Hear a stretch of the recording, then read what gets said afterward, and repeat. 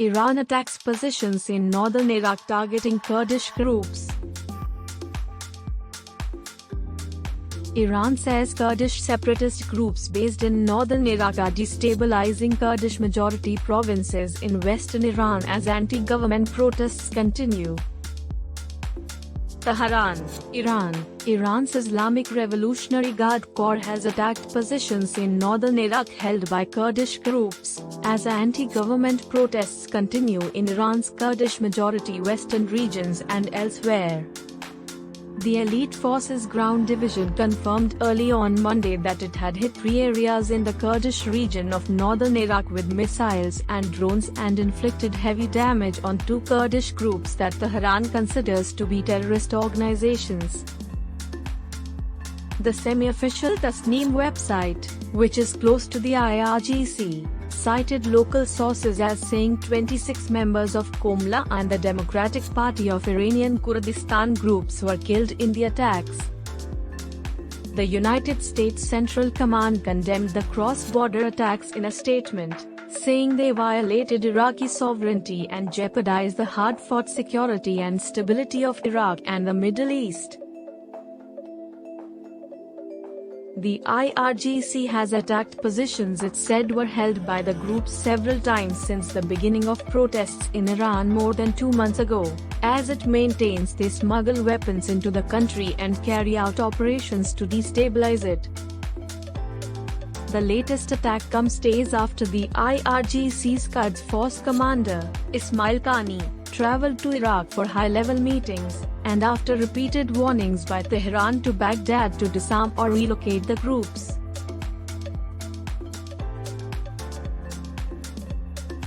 Protests erupted across Iran in mid-September after the death in custody of Mahsa Amini, a 22-year-old woman from Saqqez in Iran's Kurdistan province, who was arrested by the country's morality police in Tehran for allegedly not adhering to the country's dress code for women. In the past few days, protests have been most intense in northwestern Kurdish majority provinces, with videos continuing to come out from several cities, including Mahbad, Bukan and Piranshar in West Azerbaijan and Javanrud in Kermanshah. In Mahbad, several videos circulating online, which could not be independently verified, showed a convoy of heavy armored vehicles reportedly deployed by Iranian authorities, while the sound of gunfire could be heard in some videos and others showed helicopters flying overhead. The IRGC confirmed in a statement on Sunday that it is strengthening its forces in the country's northwestern regions, in what it said is a response to activities by strengthening. Foreign-based human rights organizations have reported that several people were shot dead by security forces in protests on Sunday night. Iranian authorities have consistently denied that security forces used live bullets. Authorities have not provided an official tally of the total number of people killed since the start of the protests, but have said that more than 50 members of the security forces have been killed during riots and operations by foreign-backed terrorists. Rights groups say more than 400 people have been killed, including about 60 children.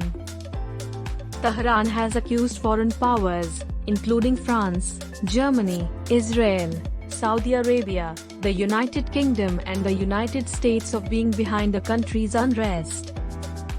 It has also responded to sanctions by several Western governments with sanctions of its own.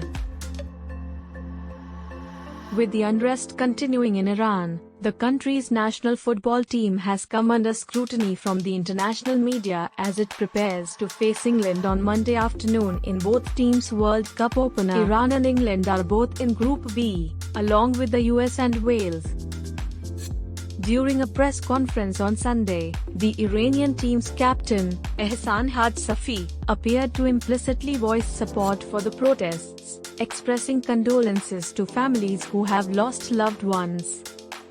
He also began his comments by saying "in the name of the God of rainbows," a reference to a sentence used in a video by Kian Pirfalak, a 9-year-old boy who was killed after he was shot in the town of Ize, in Khuzestan province, last week. Pirfalak's mother blamed security forces during his funeral, but authorities said terrorists riding a motorcycle killed him and 6 others. Karim Bagheri and Yahya Gholam Mohammadi, 2 former players for the national football team and current members of the backroom staff at the leading Iranian club Persepolis, were punished on Sunday for publishing posts in support of the protests on their social media accounts. Bagheri was fined 20% of his salary, while Gholam Mohammadi was fined 15%. 2 actresses, Katayon Riahi and Hengame Ghaziani, were also arrested on Sunday. They had filmed themselves without a head covering in support of the protests.